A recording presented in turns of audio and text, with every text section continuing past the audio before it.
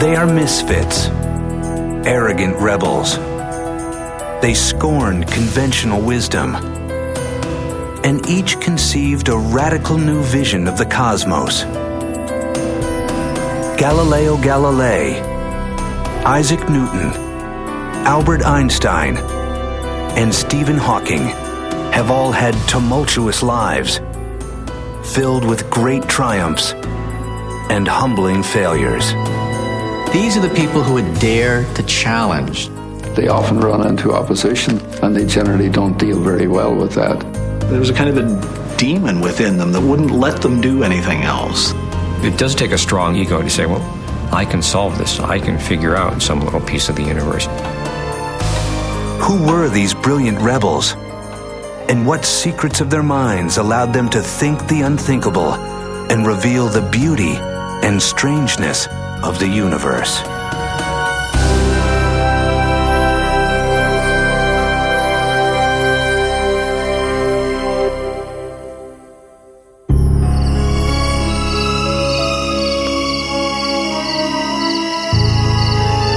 In 16th century Europe, life has a certainty that later generations can only envy. Everyone knows that the Earth is the center of the universe. But this reassuring vision is beginning to crack. And one of those who does the most to overturn it is a self-styled genius, Galileo Galilei. Galileo, of course, was this cocky individual who had an attitude. The sort of person who makes very close friends and who makes lots of enemies. But he had a very sharp wit, a very sharp mind, and with that he was able to probe some of the deep mysteries of the universe. This ambitious, overconfident scientist will remake the world, but pay a harsh price.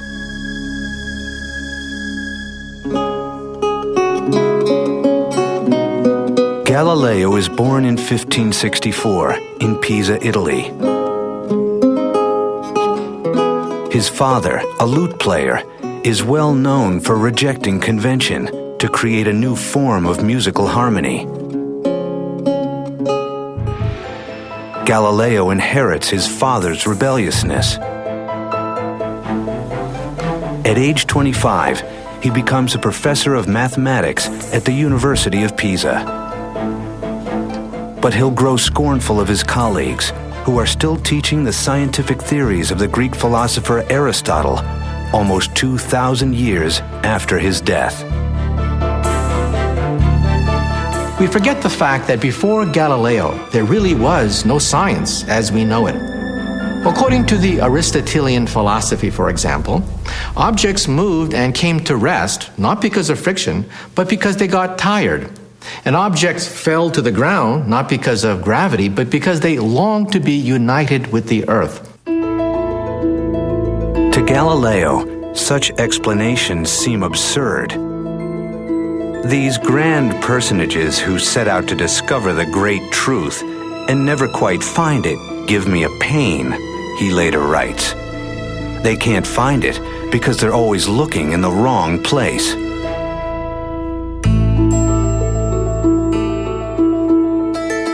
Now, Galileo is about to shatter thousands of years of belief. His intuition tells him that objects move, not because of desires, but because of deep mathematical laws. And his unthinkable step is to find them through experiments, something few people have done before. He begins by studying falling bodies. Physicist Stephen Hawking. Galileo pointed out that simple observations, like dropping weights from a height, show things do not work the way the ancient Greeks said. This must have been seen by many people, but they had put it down to imperfect observations. For the first time ever, Galileo begins to work out basic laws of motion, such as how speed is determined by time and acceleration. It was one of the geniuses of Galileo to slow down the acceleration of gravity. He got an inclined plane and had a ball roll down the plane, and then you could see with your own eyes the fact that an object speeded up as it went down. So he introduced the concept of acceleration. To us, that seems so obvious and logical. That was a major mathematical breakthrough to understand motion in those terms. For his role as the first experimenter, Albert Einstein will later call him the father of modern physics. Galileo has pioneered the path that Newton and Einstein will follow. The search for mathematical laws that lie behind all motion. But progress is slow. Only at the end of his life will they finally be published.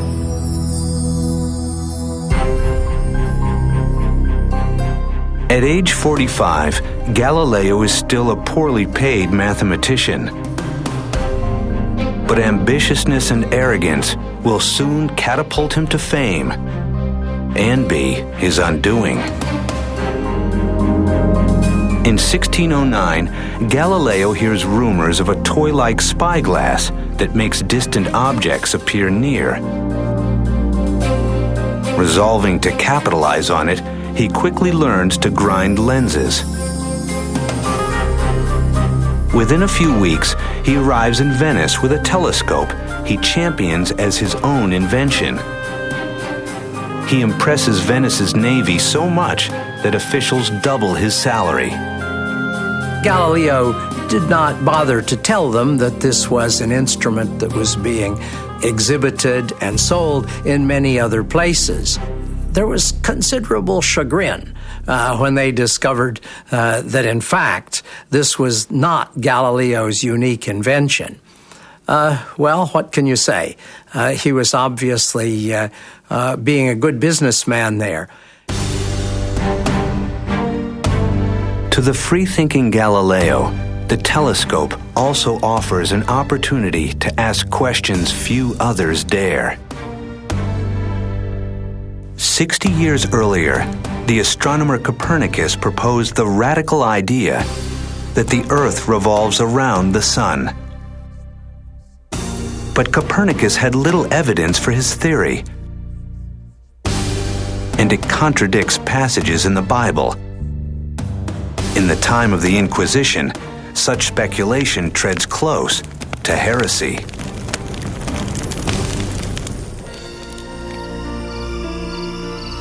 But Galileo is unfazed. He is the first astronomer to train a telescope on the heavens. And he sees the universe as never before. He was thrilled by the fact that this telescope is opening whole worlds. He draws pictures and diagrams, then he couldn't draw fast enough. Galileo works feverishly night after night, and he makes a startling find. He discovers 4 moons orbiting Jupiter. Galileo's evidence that not all objects orbit the Earth lends strong support to the theory that the Earth itself could revolve around the Sun. But contradicting the Bible is theological dynamite.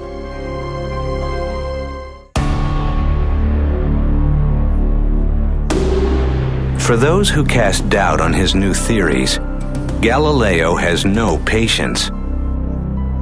He's seen the universe in a new way with his own eyes.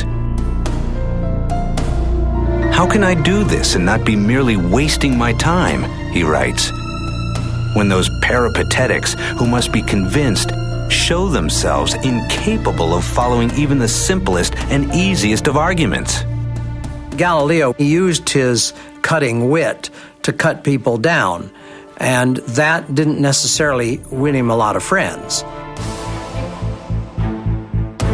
In 1615, at age 51, Galileo goes to Rome to argue his case. It may be his greatest mistake. the Church orders him to cease teaching that the Earth orbits the Sun. But Galileo pushes his luck. 9 years later, he asks to state his case again. This time, a new pope is a personal friend, and Galileo wins permission to write a book. Ever scornful of opponents, Galileo writes a dialogue and places arguments for the two sides in the mouths of characters who are thinly disguised. When he wrote his books, it was very clear who was the smart one, who was the stand-in for Galileo, while the Aristotelians come out as the fools. In 1633, Galileo is arrested by the Inquisition. The Church accuses him of heresy. But perhaps the real reason that Galileo is brought to trial is that he has gone too far in his efforts to persuade. Galileo has put one of the Pope's favorite arguments into the mouth of a foolish character in his dialogue. The Pope was told by people around him that Galileo had tried in the book to make the Pope look a fool. And it was his personal decision to prosecute Galileo to the hilt and have him in house arrest for the rest of his life. It was not really a church decision. It was the Pope's personal decision out of solid anger toward a friend. Galileo expects a simple compromise. Instead, he is threatened with torture. Bowing to the inevitable, he falls to his knees and recants.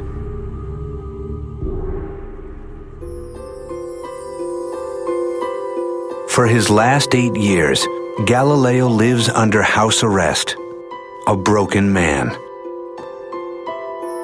He will gain immortal fame for championing the view that the Earth moves around the Sun. But to the scientists who succeed him, his greatest achievement is different. In his final years, he writes a book that completes the work that he began while young. He shows how it is possible to use mathematics to analyze motion.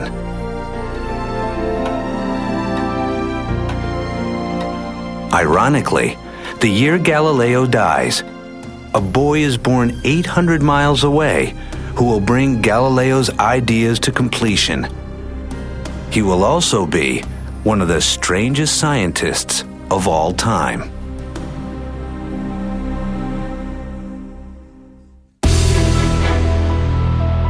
Perhaps no scientist has ever worked so hard without regard for food, sleep, or human relations as Isaac Newton. Isaac Newton was a much darker figure. He was a loner. He was pathologically incapable of small talk.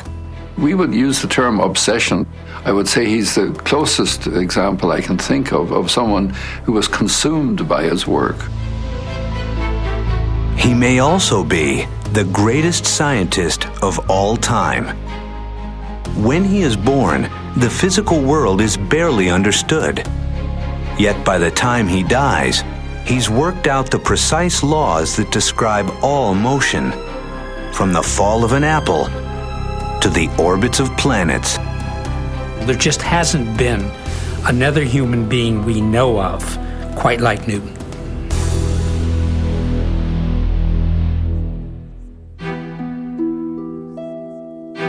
In 1642, Isaac Newton is born in a remote English village. His childhood is an unhappy one. His father dies before he's born, and when he is just 3, his mother farms him out to a stern Puritan grandmother.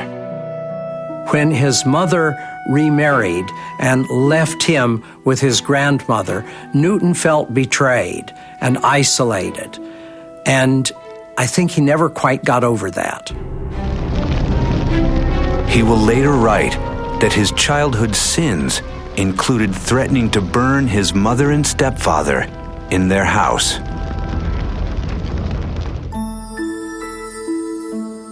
Newton does not always do well in school,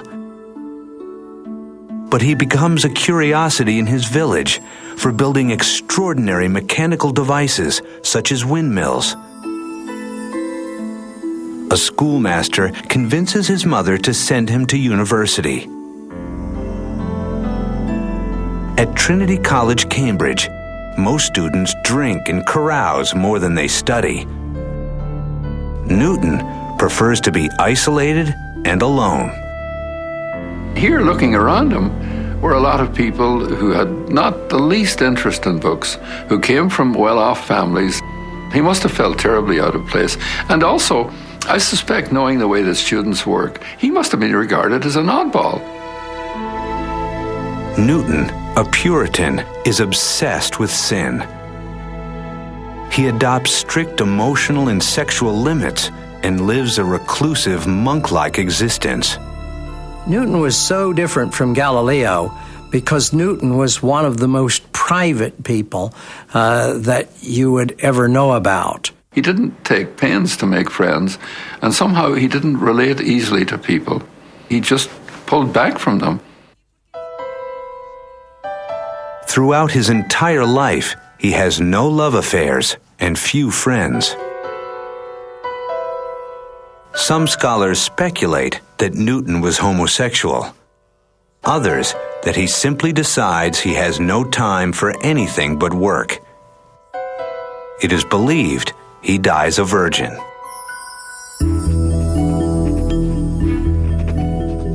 In school, Newton pours all of his passion into his studies. Like Galileo, he's captivated by mathematics. He learns advanced math on his own. And then he begins to create a new mathematics to analyze motion.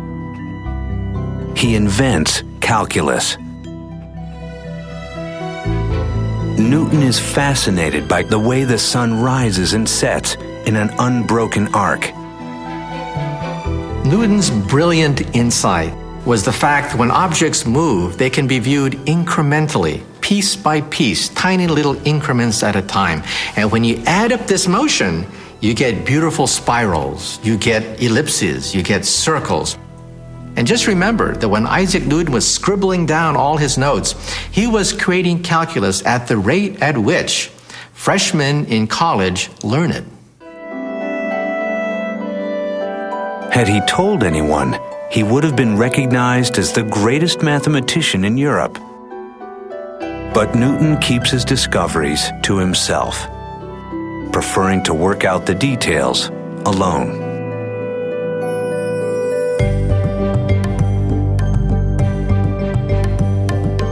Several years later, at age 24, Newton is living in his mother's house. Here, he has an inspiration that will revolutionize all of physics. He will unlock the mystery of what makes the planets move. Isaac Newton viewed the world pictorially, geometrically, and one day while walking down his estate, he saw an apple fall. And then he gazed up and he saw the moon. And then he asked the key question, the question that unlocked the secret of the heavens. If an apple falls, does the moon also fall? And then perhaps one of the greatest flashes of insight, he realized that gravity, which then takes an apple and makes it fall to the earth, is the same force that could grab the moon in the heavens, and make the moon fall around the earth. While Galileo began the study of how gravity acts on Earth, Newton is the first to recognize that gravity also moves the planets and stars.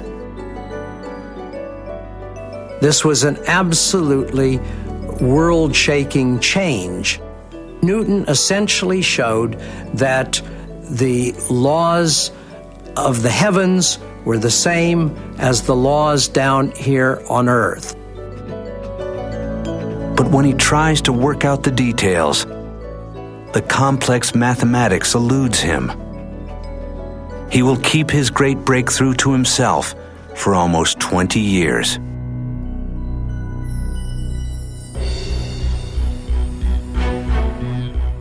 Newton soon becomes a professor of mathematics at Cambridge University.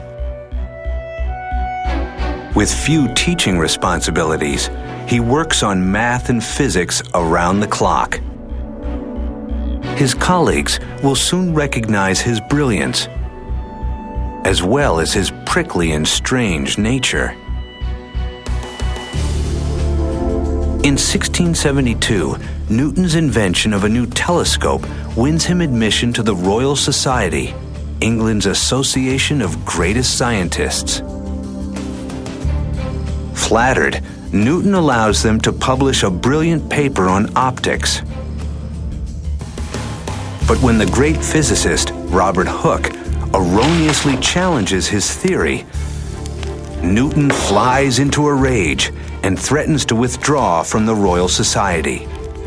His reaction to criticism is almost always to carefully explain why what the other person has just said is out and out foolish.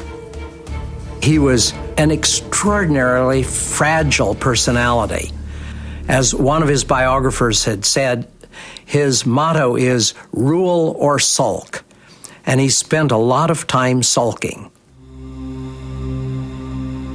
Some historians speculate that Newton's vindictiveness, inordinate sensitivity to criticism, and obsessive work reveal symptoms of a mental illness such as manic depression.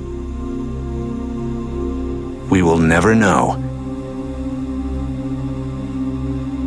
If he does have a mental illness, it does not slow him down.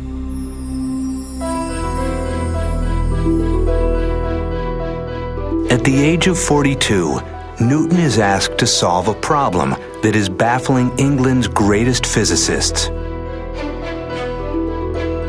What mathematics describes the orbit of planets around the Sun? Seized by inspiration, Newton shuts his door and begins work on his greatest masterpiece. Like Galileo, he is guided by strong intuition. Now, he sets out to crack the complex mathematics of gravity that he began years earlier. For almost 2 years, he communicates with almost no one. His only form of exercise is pacing. He would sleep very little, that he would work 18, 20 hours a day, that he would skip meals and simply write. He had the power to sit in his chair undistracted, focusing, obsessed with one problem for years at a time until it finally cracked. At last, Newton reemerges with a masterpiece that will change the world: the Principia. A ruthless simplifier, Newton strikes at the fundamentals. He uncovers how mass interacts with force, inertia, and acceleration. But his greatest insight is to define gravity. He is the first to call gravity a force acting at a distance. And through breathtaking mathematical breakthroughs, Newton lays out the precise laws that determine the motion of all objects. Newton's Principia, published in 1687, was a scientific revolution. In it, Newton gave the first precise description of the laws that govern the motion of bodies, from cannonballs to planets. When you look at the Principia and the number of mathematical problems solved in it, doing that in an 18-month period, this is not a normal human being in any sense of the word. Newton has completed Galileo's quest to mathematize motion. But over 200 years later, another arrogant rebel will discover that at very high speeds, Newton's laws fail, and the universe is stranger than anyone ever imagined.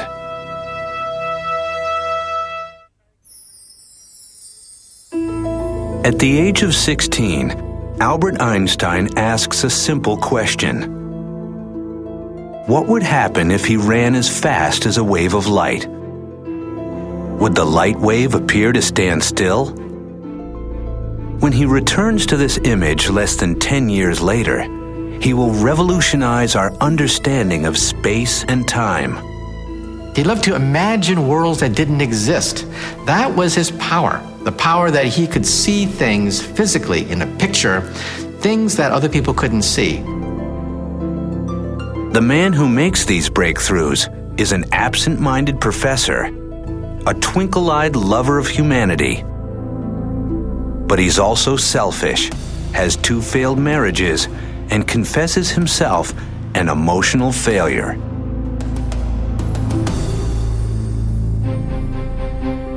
Albert Einstein is born in 1879 in southern Germany to middle-class Jewish parents.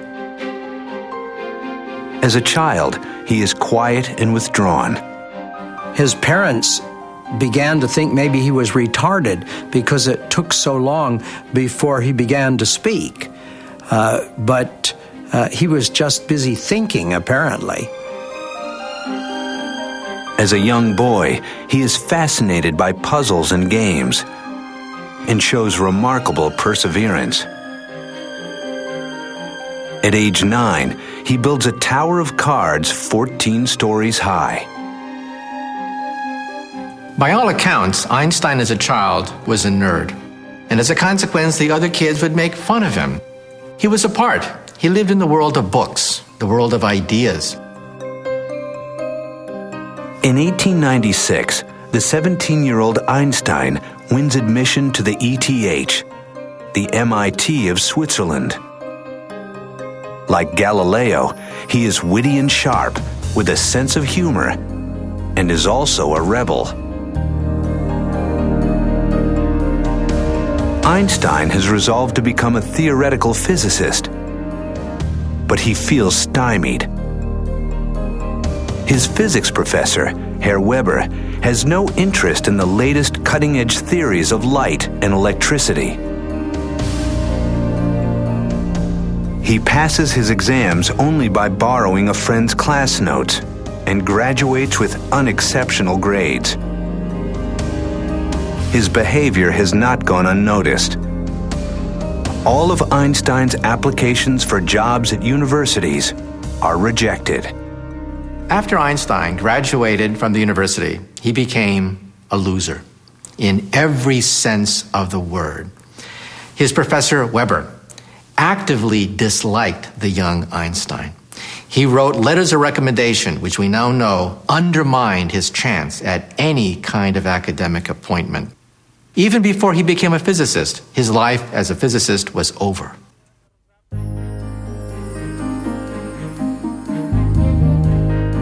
Two years after leaving university, Einstein finally finds a job as a clerk in a Swiss patent office. His work is far removed from theoretical physics, but this seemingly dead-end job will be his salvation. In Bern, the 23-year-old clerk quickly settles into a bourgeois existence. He marries Mileva Maric, a fellow student from the university. Luckily, his job is undemanding enough that he can steal time to grapple with cutting-edge questions in physics, such as the nature of light. Others in such circumstances would have just thrown in the towel and would have given up on a career in physics. You get the sense that this is someone who just was possessed by an intellectual demon and couldn't do other than what he did. Now Einstein returns to a simple image he first imagined in high school. What would happen if he ran as fast as a wave of light? Both Isaac Newton and Einstein shared this uncanny ability to create simple pictures that children could understand and extract from that images which changed the universe. According to Newton, the speed of a light beam should appear slower to someone who runs alongside it. But light does not seem to obey Newton's laws. Einstein says the light beam moves away from you at the speed of light, no matter how fast you move. You can never catch up to the light beam. You hit the accelerator, you gun the engine, the light beam still moves away from you at the same rate. How's that possible? How's it possible you can never catch up to a light beam? Now, like Galileo and Newton before him, Einstein ruthlessly questions assumptions that no one else dares. If the speed of light never changes, then something else must give. Then he had it. Time is relative. Time is relative to the speed at which you move. And that idea shook the universe. Einstein has discovered that Newton's laws only hold true for the world of everyday experience. When objects travel at speeds close to the speed of light, common sense breaks down. Distances stretch. And clocks tick more slowly. Newton, forgive me, Einstein writes later. At the age of just 26, he topples Newton's laws of motion with his theory of special relativity. With childlike questions and simple pictures, Einstein changed the world.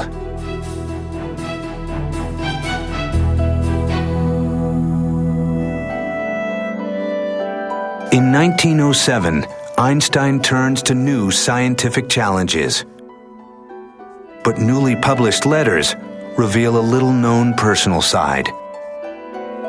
As he creates his greatest work, he will withdraw within himself, and those closest to him will suffer. Einstein's wife, Mileva, was once a physics student who dreamed of her own scientific achievements. But now, as Einstein lectures and collaborates with others, Mileva hardly sees him. She fears she is losing both her husband and her dream. Then, in 1914, Mileva discovers that she has a romantic rival, Elsa Lowenthal, Einstein's cousin. Einstein's marriage falls apart. You know, I'd love to have a beer with Einstein, but I wouldn't introduce him to my sister. There was a sense where the rules didn't necessarily have to apply to him. Einstein will marry Elsa, who's willing to keep house for him with fewer expectations. He's given up on love in marriage. His science comes before all else. By age 35, Einstein is pursuing a goal many physicists believe is impossible. His intuition tells him that there must be a more general theory of relativity that also explains the force of gravity. Like Newton, Einstein is obsessed. For years, he grapples with mathematics of horrendous complexity, unsure whether he is on the right path or a fool's errand. He famously would worry a problem for years on end, almost like a dog with a bone. Wouldn't let go of the problem. When he was working out general relativity, he almost had a nervous breakdown. He would concentrate to the point that he lost an enormous amount of weight. He wouldn't eat. He focused on a problem the same way that Isaac Newton focused on a problem. At last, in the fall of 1915, Einstein realizes he's solved it. His great insight is so strange, even physicists will struggle to comprehend it. he proves mathematically that mass and energy curve space and time. A massive object like the sun warps space and time so much that a nearby planet moves in a curved path around it. To Newton, they appeared to be attracted by a force. But this is just an illusion. The same phenomena holds true on Earth. Objects that appear to be pulled by a gravitational force are actually traveling through warped space-time. Einstein's general theory of relativity changed forever our ideas about space and time. It is so beautiful, it has to be right. Einstein arrives at a set of equations governing space-time curvature. These simple lines describe the motion of galaxies and the destiny of the universe.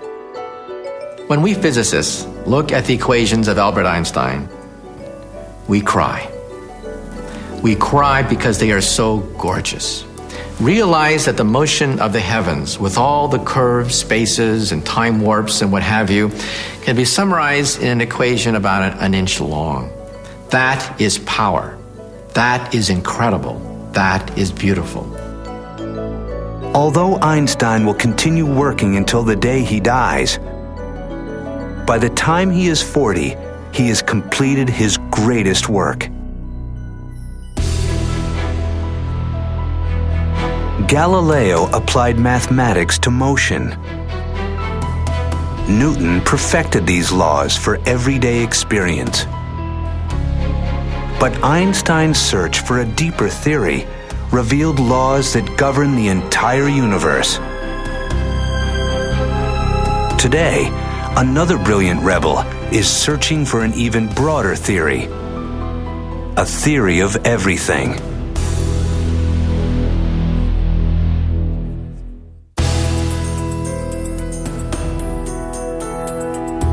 No living scientist has shaken the foundations of physics like Galileo, Newton, or Einstein.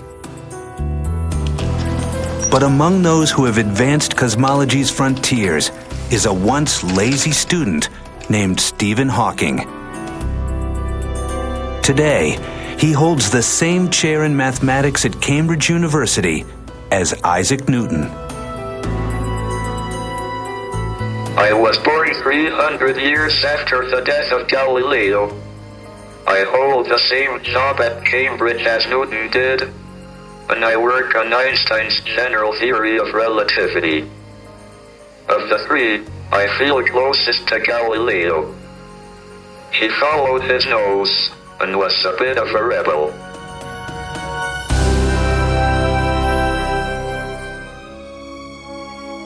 Stephen Hawking is born in 1942 in Oxford, England. Like Galileo, Newton, and Einstein, as a child, he is fascinated by how things work.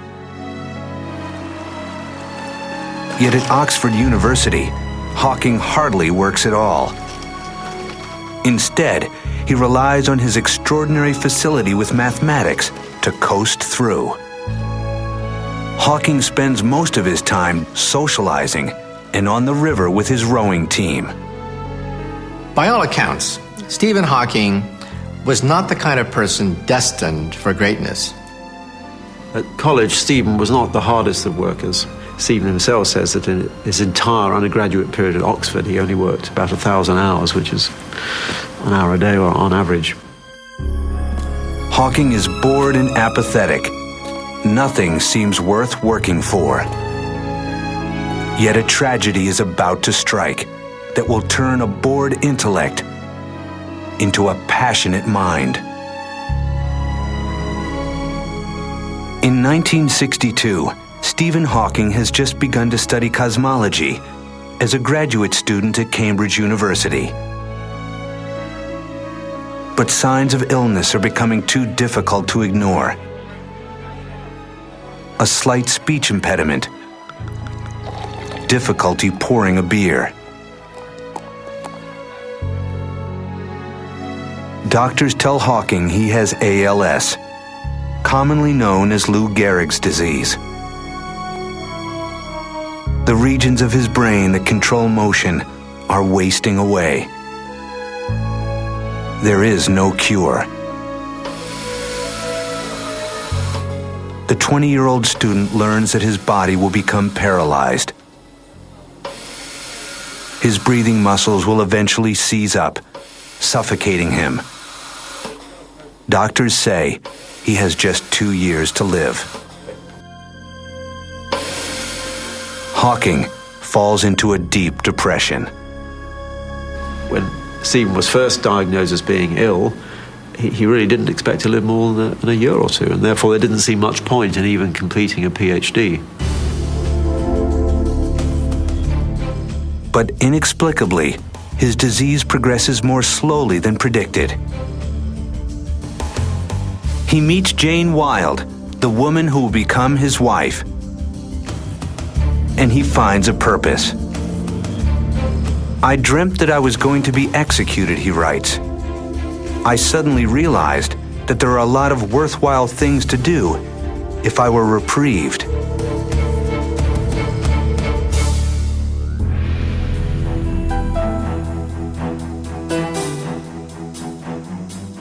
Now Hawking begins working hard for the first time in his life, and to his surprise, finds that he likes it. By the early 1970s, Stephen Hawking is a well-established cosmologist. He is also in a wheelchair. Yet he is remarkably stubborn. Nothing will keep him from living a normal life. He has children, he works intensely, and he is about to make a great breakthrough that will extend Einstein's theory in an unexpected direction.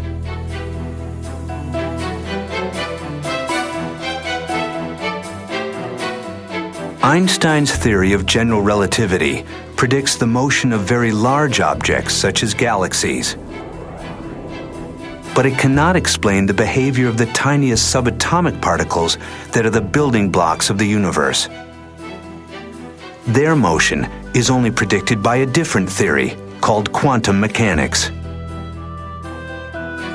And to the frustration of Einstein and every physicist since, the two theories appear completely incompatible. Yet Hawking is brash enough to tackle the impossible. When Stephen Hawking was doing his pioneering work, there were two armed camps. They hated each other. They never talked to each other. On one side were the true blue loyalists, the ones who held the flame of Albert Einstein burning bright. On the other camp were the quantum theorists. They dealt with the world of particles, subatomic particles, hundreds of them, thousands of them, and they didn't talk to each other. They had different mathematics, they had a different language, a different physical picture, and here comes Stephen Hawking saying, I'm going to try to marry the two together. Well, that was heresy. No one had done that before. Now Hawking asks, what happens if you look at a black hole, a massive object, but zoom in to its smallest scale? Hawking also, like Einstein, has an incredibly good nose. That he has an intuitive feel for interesting questions to ask and how to ask them. Black holes are the most bizarre and extreme prediction of Einstein's theory of gravity.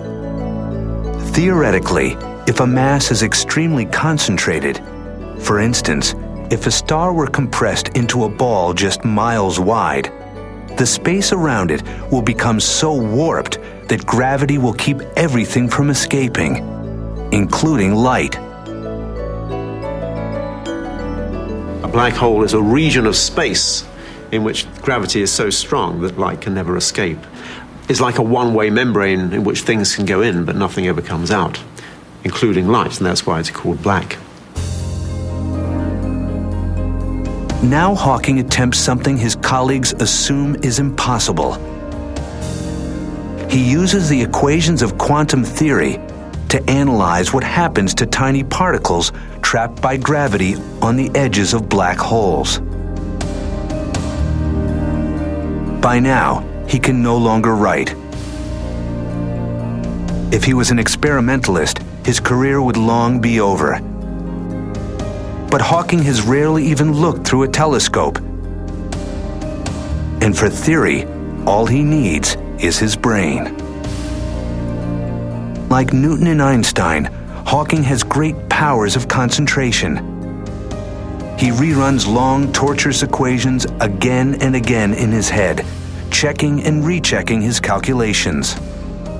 He tends to think in pictures, and he tends to start with some idea that he thinks he is right, and he goes from there. He has to rely upon keen insight and leaps of logic to compensate for the fact that he cannot check every single line. He just has a tremendous drive, a tremendous determination to get to the bottom of things.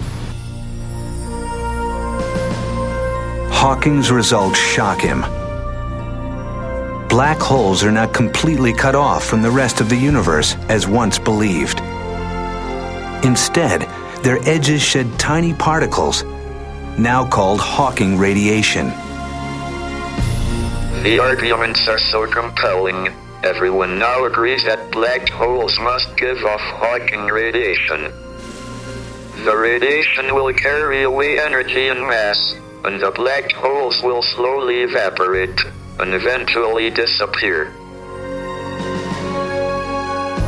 Hawking has shown that, like water in a boiling kettle, black holes slowly evaporate away. Just as importantly, he's proven that in one particular case, general relativity and quantum theory can be fruitfully combined. My discovery that black holes are not completely black, but should glow like hot bodies, was the first example of an effect that depended on both the large and small scale theories. When the result came out, it was so beautiful. It just had that feel about it. Just talking about it was like rolling candy on the tongue. Finding a theory of everything, a deeper theory that unifies Einstein's equations and quantum mechanics, is now the holy grail of physics. It would explain the origin of the universe. And Hawking has created new hope that this ultimate puzzle can be solved. It's clear that Stephen's discovery of black hole radiance was an important piece of the final jigsaw, even though we don't really know what the final jigsaw is yet. Who were the greatest physicists? They were ugly ducklings, rebels, and nerds, consumed by deep intuition and unafraid to question the most basic assumptions. It does take a strong ego to say, well, that's not so tough, I can crack that. I mean, the odds are really against you. There's no guarantee that there are any answers out there, that science actually works. You're really taking a huge chance. Their stubborn persistence revealed deep laws of nature, but their quest remains unfinished. And such brilliant minds come along only once in a great while. Yet who knows? It's possible that the next brilliant rebel is already among us.